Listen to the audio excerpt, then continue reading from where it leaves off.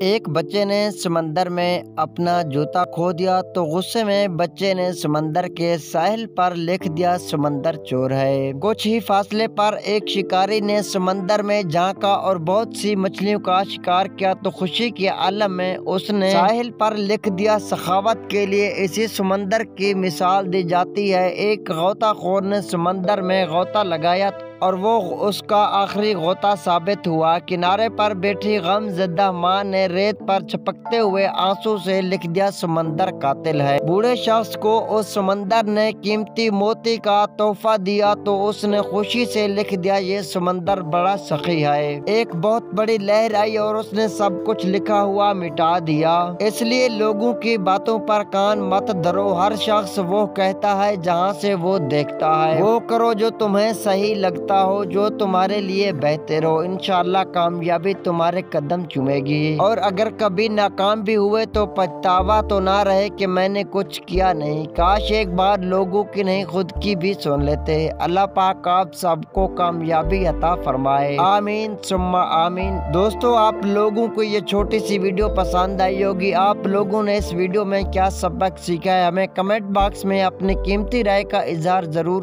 آگاہ کرنا۔ پھر ملیں گے ایک ایسی نئی ویڈیو کے ساتھ، تب تک کے لیے اپنا اور اپنے چاہنے والوں کا خیال رکھیے۔ اللہ نگہبان۔